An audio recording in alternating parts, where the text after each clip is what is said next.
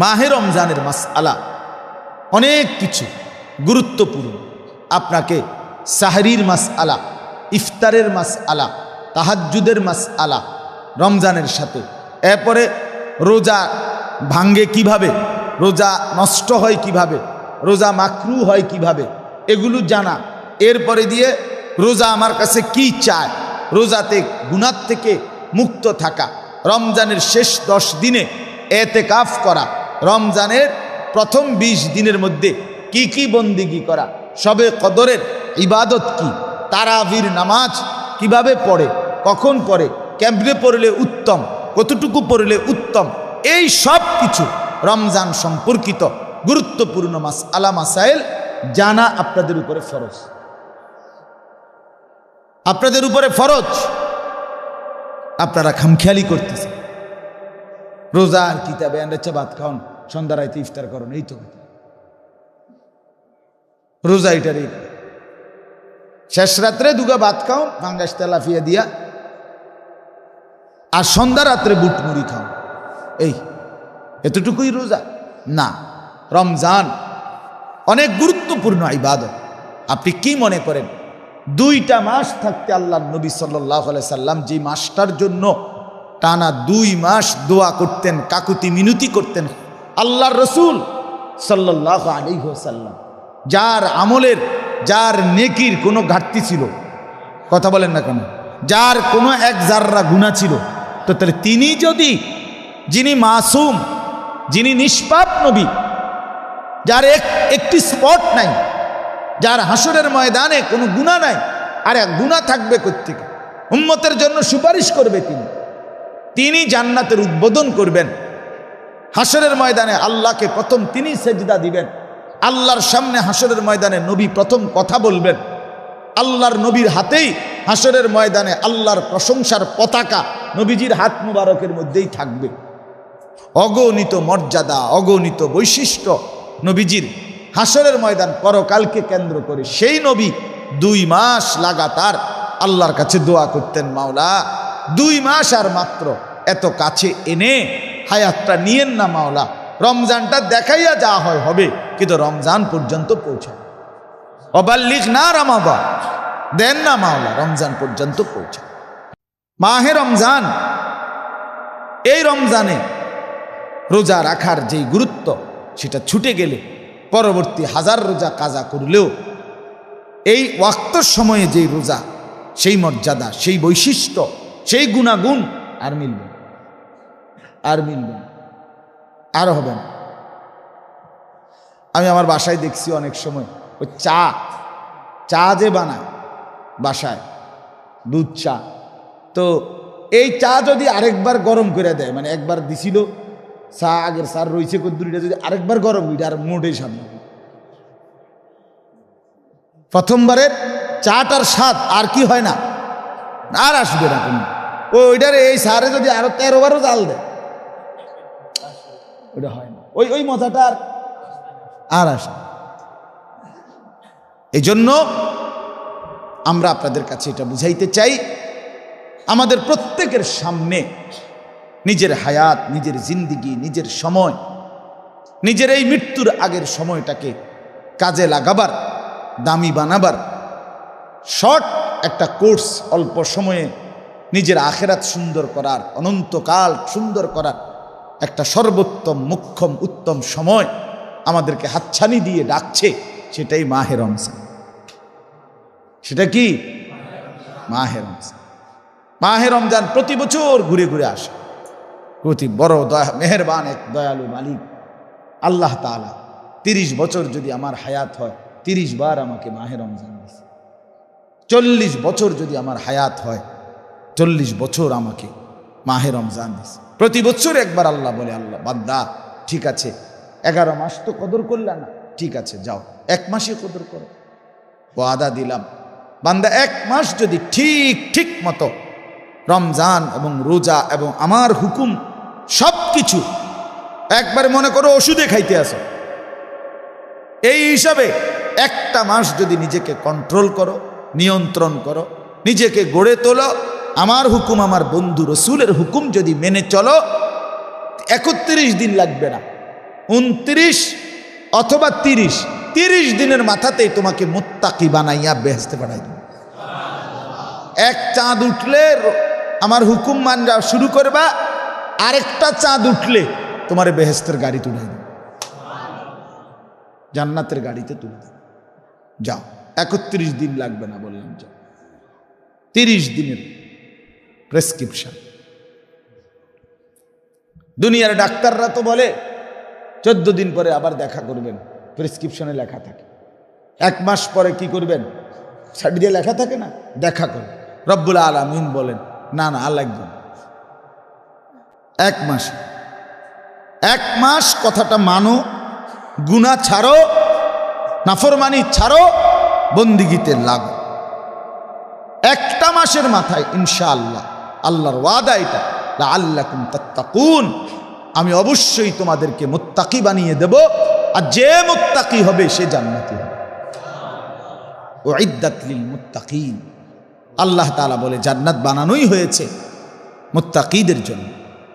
অতএব বাপ, আমি মূলত বিস্তারিত এই 5টা আয়াতের লম্বা আলোচনা, গভীর ব্যাখ্যা করার উদ্দেশ্যে আমি পড়ি নাই। আমি শুধু ওই 5 আয়াতের প্রথম আয়াত শুধু পড়ছি, তর্জমা বলবো। কিন্তু আপনাদেরকে বাড়ির কাজ দিলাম, আপনারা আপনাদের ইমাম সাহেব, খতিব সাহেব থেকে শুনে নেবেন এবং নিজেরাও পড়ে নেবেন। নিজে দেখে দেখে পড়তে পারেন না, আপনি বলে আমি মূর্খ, আমি গ্রামের মানুষ, তো নিজের ছেলে মেয়ে নাতি এদের কারো কাছ থেকে বাংলাটা শুনবেন, বাংলা শুনবেন। একটা বাংলা তাফসির কিনেন, 1000 টাকা নিবেন, হয়তো 1200 টাকা নিবে।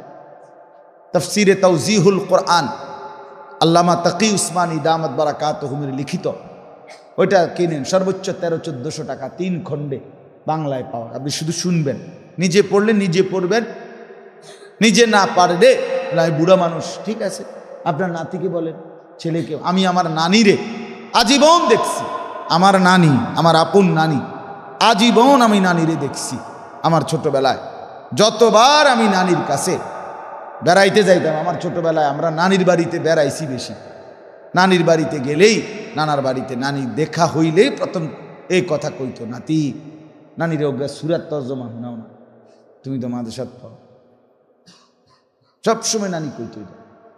আমি অনেক সময় দুষ্টামি করতাম, নানার বাড়িতে গেলে নানিরে গিয়েই দেখা করেই গিয়ে কইতাম, শোনেন নানি, এনে বেড়াইতাম আইছি না, আপনার সুরাত তর্জমা কইতে আইছি না, অনেক 2টা দিনের ছুটি, বেড়াইতাম আসছি, আপনি হুদা ঝামেলা করেন না।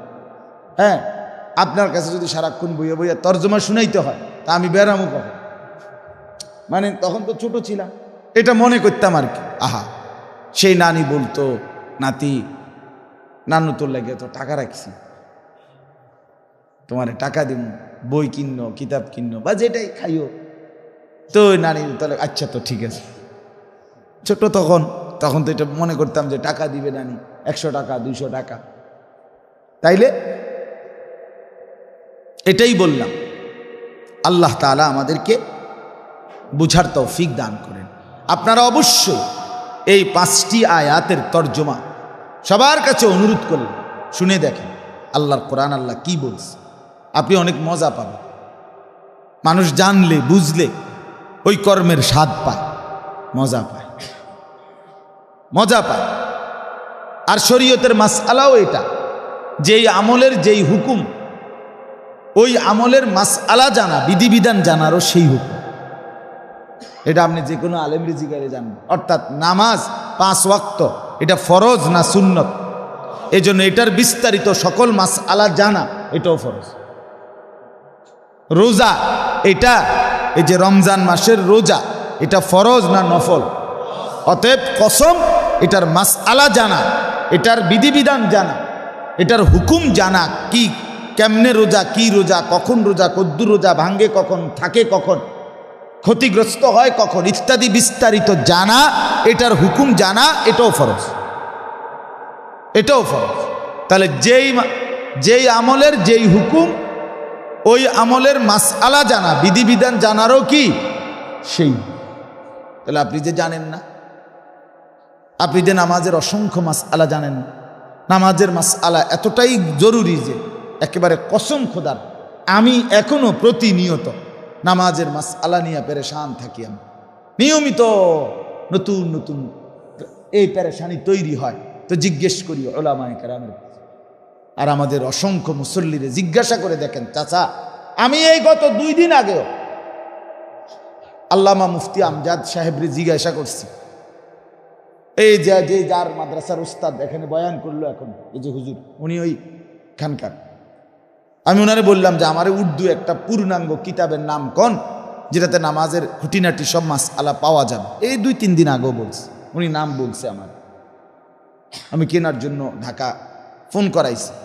তো এখন আমার প্রশ্ন হইল, একজন বয়স্ক চাচা বলেন গত 30 বছরে, গত 20 বছরে, আরে বাদ দেন 20 বছর 30 বছর, গত 1 বছরে আপনি কোনোদিন নামাজের একটা মাসলা মাসাইল ইমাম সাহেবরে জিগাইছেন?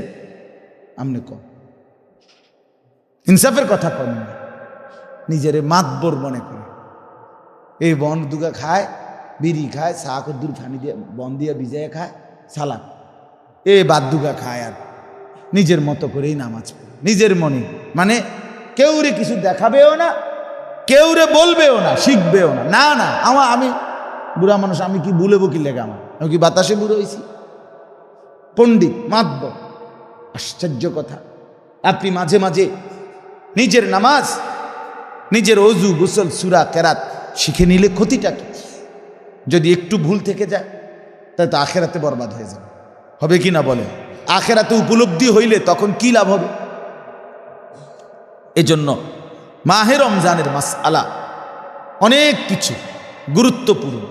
আপনাকে সাহরির মাসআলা, ইফতারের মাসআলা, তাহাজ্জুদের মাসআলা রমজানের সাথে, এরপরে রোজা ভাঙ্গে কিভাবে, রোজা নষ্ট হয় কিভাবে, রোজা মাকরু হয় কিভাবে, এগুলো জানা।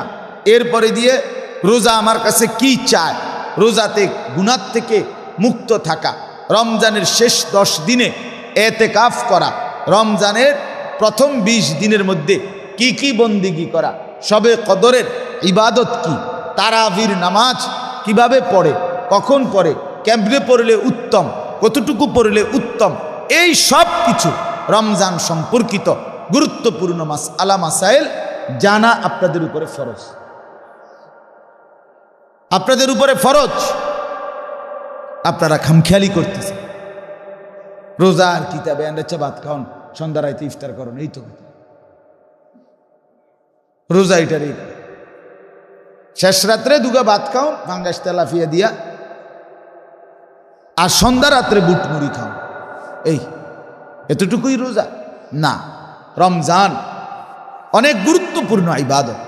আপনি কি মনে করেন 2টা মাস থাকতে আল্লাহ নবী সাল্লাল্লাহু আলাইহি সাল্লাম যে মাসটার জন্য টানা 2 মাস দোয়া করতেন, কাকুতি মিনতি করতেন, আল্লাহর রসুল সাল্লাল্লাহু আলাইহি ওয়াসাল্লাম, যার আমলের, যার নেকির কোনো ঘাটতি ছিল, কথা বলেন না কেন, যার কোনো 1 জাররা গুনাহ ছিল, তো তাহলে তিনি যদি, যিনি মাসুম, যিনি নিষ্পাপ নবী, যার একটি স্পট নাই, যার হাসরের ময়দানে কোনো গুনাহ নাই, আর এক গুনাহ থাকবে কোত্থেকে?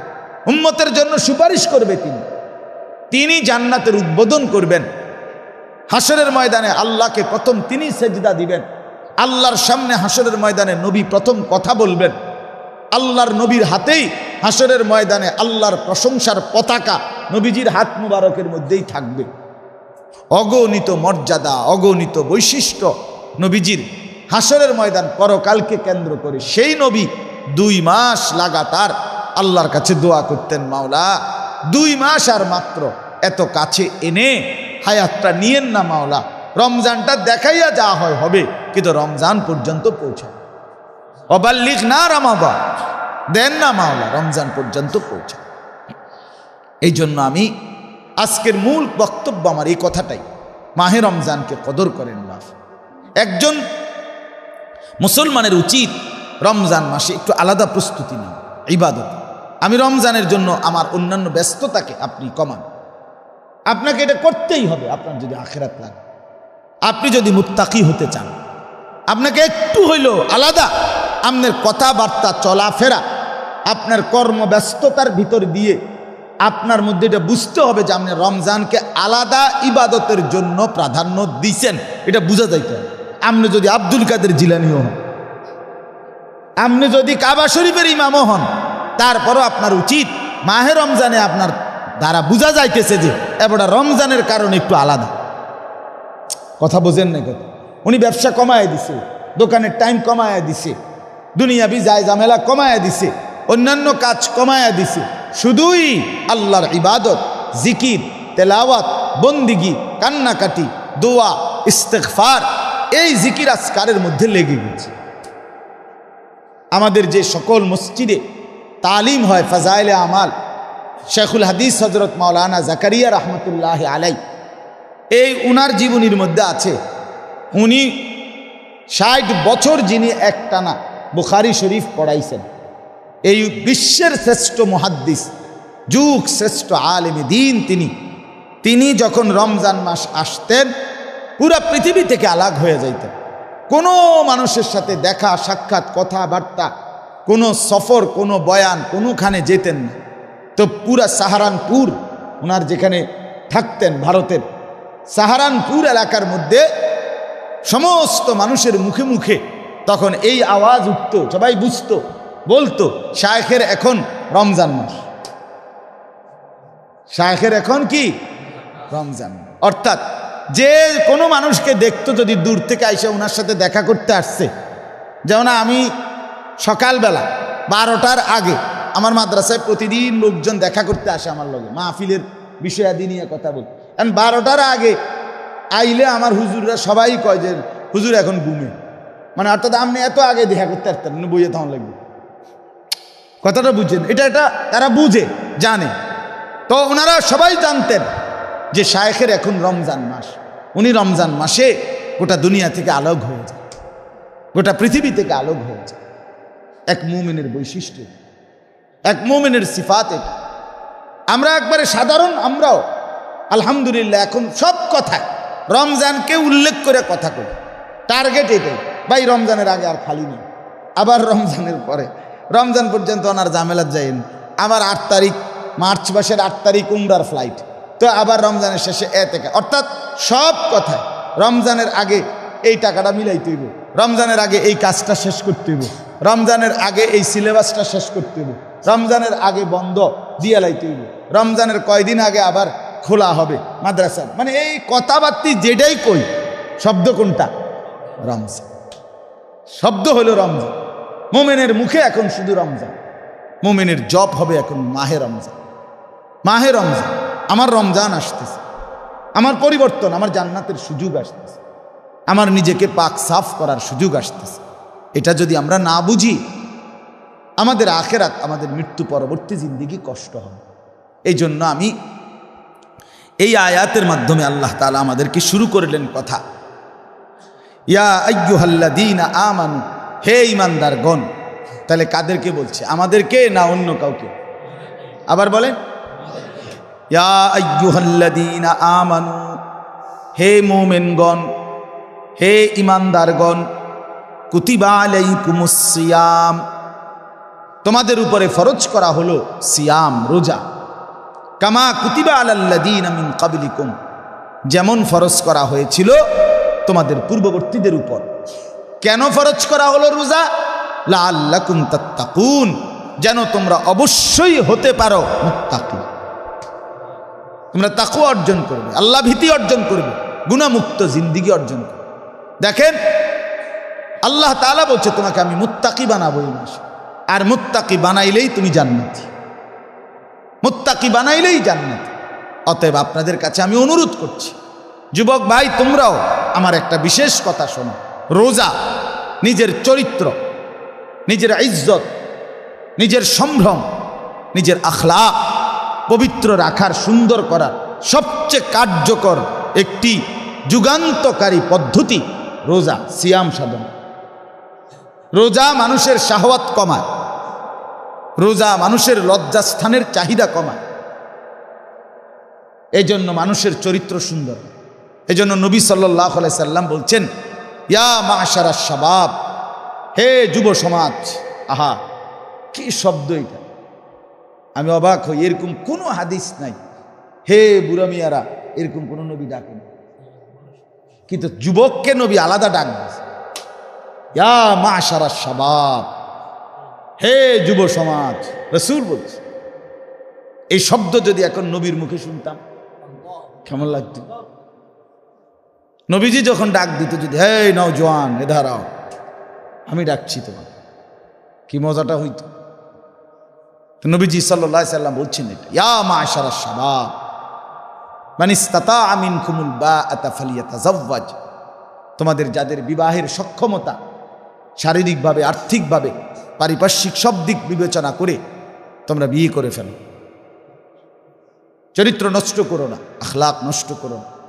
জিনা, ব্যভিচার, অশ্লীল ছবি, নর্তকীর নাচ গান, অসভ্য প্রেম, এর মধ্যে কোনো স্বস্তি, শান্তি, আরাম, তৃপ্তি কিচ্ছু নেই, শুধুই হতাশা বাড়ায়, আফসুস বাড়ায়, আফসুস বাড়ায়।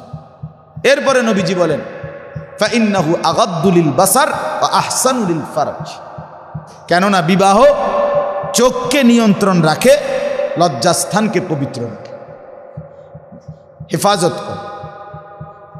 এরপরে নবীজি বলেন, ওমান লাম ইয়াস্তাতি, এই যেটা আমি বলতে চাচ্ছিলাম, নবীজি বলেন, আর যার পারিপার্শ্বিকভাবে হয়তো আর একটু দেরি হবে, কোনো কারণে, অযথা না, যৌক্তিক কারণেই আর একটু দেরি করতে হবে বিয়ে, তাহলে নবীজি বললেন, ফাআলাইহি বিসসাওম, তুমি তোমার আখলাক, চরিত্র, তোমার শাহওয়াত, কামনা বাসনা নিয়ন্ত্রণের জন্য সে যেন রোজা রাখে। কি রাখে? ফাইন্নাহু লাহু বিজাউন, কেননা রোজা কোনো ব্যক্তির কামনা বাসনা নিয়ন্ত্রণের কার্যকর মাধ্যম। তাইলে রোজা, আল্লাহ তাআলা বলছে, আমি তোমাকে মুত্তাকি বানাবো। আর তাকওয়ার মূল অর্থ, এই কথাটাই শেষ, তাকওয়ার মূল অর্থ হইল বিরত থাকা গুনাহ থেকে। কোনো ব্যক্তি মুত্তাকি হয় দুই গুণে। কয় গুণে? 1 নাম্বার, সমস্ত গুনাহ বর্জন করলে। 2 নাম্বার, সমস্ত আদেশ পালন করলে। গুনাহ বর্জন, আদেশ পালন, এই দুইটার সমন্বয় মুত্তাকি। আর এটা যার আছে সেই আল্লাহকে ভয় করে, আর আল্লাহকে ভয় করা, এটাকেই বলা হয় মুত্তাকি। তাইলে 1 নাম্বার, এই দুইটার 1 নাম্বারটা হলো গুনাহ বর্জন। তো লাআল্লাকুম তাত্তাকুন, বর্জন করা, বর্জন, গুনাহ ত্যাগ করা। আর রোজা, সিয়াম, সাওম, এই শব্দের অর্থ বিরত থাকা, বর্জন করা। আস-সাওম, রোজা কাকে বলে? রোজা গ্রহণ করাকে বলে না, রোজা বর্জন করাকে বলে। কথা বোঝেন নাই আমার? খানা গ্রহণ করাকে রোজা বলে না, বর্জন করাকে রোজা বলে। পানীয় গ্রহণ করাকে রোজা বলে না, বর্জন করাকে বলে। স্বামী স্ত্রীর মেলামেশা, এটা করাকে বলে না, বর্জন করাকে বলে। বর্জন করা, ছেড়ে দেওয়া, ত্যাগ করার মধ্যে রোজা। এই জন্য রোজার মধ্যে, রোজার হাকিকতে এটা বর্জন। আর মানুষের জিন্দিগির মুত্তাকির প্রথম সিফাত, জান্নাতি ব্যক্তির প্রথম গুণ বর্জন, মানে সে গুনাহ বর্জন, গুনাহ বর্জন। এই জন্য আল্লাহ তাআলা বলেন, বৈধ জিনিস বর্জন করাইয়া, যেমন ডাক্তার বলছে গরুর গোশত আপনি আর খাবেন না, কেন? যেহেতু কোরআন সুন্নাহ এটাকে হারাম করছে, এই জন্য। আপনি আর কখনো চিনি খাবেন না, কেন? কোরআন সুন্নাহ এটা হারাম করছে, এই জন্য না। তাহলে বৈধ জিনিস আপনারে দিয়া বর্জন করাইয়া আপনার জীবনের চিকিৎসা, রোগের সুস্থতার করা হয়। ঠিক তেমনিভাবে আল্লাহ তাআলা বলে, মিথ্যা, চুরি, ডাকাতি, জিনা, ব্যভিচার, মদ, জুয়া, সুদ, ঘুষ, হারাম উপার্জন, এগুলো কি ক্ষতিকর না উপকারী? আল্লাহ বলে, তোমাকে সেই ক্ষতিকর উপাদান থেকে বাঁচাবার জন্য আমি আল্লাহ আগে বৈধ জিনিস থেকে বর্জন করাইলাম। খানা বন্ধ করো, অথচ এটা হালাল। পানীয় বন্ধ করো, অথচ এটা হালাল। স্ত্রী, স্বামী স্ত্রীর পবিত্র সম্পর্ক, এটা হালাল। কিন্তু এটা ছাড়ো, বৈধটা ছাড়াইয়া তোমার প্রকৃত যে টার্গেট অবৈধ, এগুলোর থেকে বাঁচাইতে চাও। এই জন্য যে ব্যক্তি রোজা রাখে, রমজান মাসকে পায়, অথচ মিথ্যা, অন্যায়, অশ্লীলতা, নাফরমানি, হারাম রোজগার, বাটপারি, সিটারি, এই মোবাইলের নাচ গান, উলঙ্গ দৃশ্য দেখা, এই যুবক ভাই, এটা যদি চলতেই থাকে, তাইলে তোমার এই রোজার কোনো অর্থ নেই। এটা রোজা না, রোজা মানে বিরত থাকা, রোজা মানে বর্জন করা। অতএব আমরা প্রত্যেকেই আমাদের হায়াত, আমাদের জিন্দিগির কদর করে আমরা যেন এই রমজান, আর একটা মাস নাই, আমরা ইনশাআল্লাহ পূর্ণ গুরুত্বের সাথে মাহে রমজানের হক আদায় করার চেষ্টা করব। ঠিক আছে ইনশাআল্লাহ? 5 ওয়াক্ত নামাজ পড়ার সিদ্ধান্ত নেন, রাত্রিবেলা তাহাজ্জুদ পড়ার সিদ্ধান্ত নেন, 20 রাকাত পূর্ণ তারাবি পড়ার সিদ্ধান্ত নেন পুরা মাস। ঠিক আছে না ইনশাআল্লাহ? হ্যাঁ, সেহরির সময় 2 রাকাত 4 রাকাত 6 রাকাত নফল নামাজ পড়বেন, ইফতারির সময় দোয়া করবেন, সারাদিন বেশি বেশি আল্লাহ তাআলার কাছে দোয়া করবেন, কালেমার জিকির করবেন, ইস্তেগফার পড়বেন, জান্নাত কামনা করবেন, জাহান্নাম থেকে চাইবেন, আর সব কিছুর উপরে ঢাকনা দিবেন একটা জিনিস দিয়া, অর্থাৎ গুনাহমুক্ত জীবন দিয়া। অর্থাৎ আমার নামাজ, আমার তাহাজ্জুদ, আমার ইফতার, আমার সেহরি, আমার রোজা, আমার তারাবি, এই সবটা হবে গুনাহমুক্ত অবস্থা। কি মুক্ত অবস্থায়? এটা ঢাকনা। 10 আইটেমের খাবার ছোট ছোট বাটিতে দিছে, উর্ফি দিয়ে একটা কি সুন্দর কাপড় দিয়ে দিছে, ঢাইকে দিছে। এটা এই ঢাকনাটা, এই ঢাকনাটা হলো গুনাহবর্জ্য, গুনাহবর্জ্য। আনিসুর রহমান, আশরাফি ওয়াজ, আখেরাতের ফেরিওয়ালা।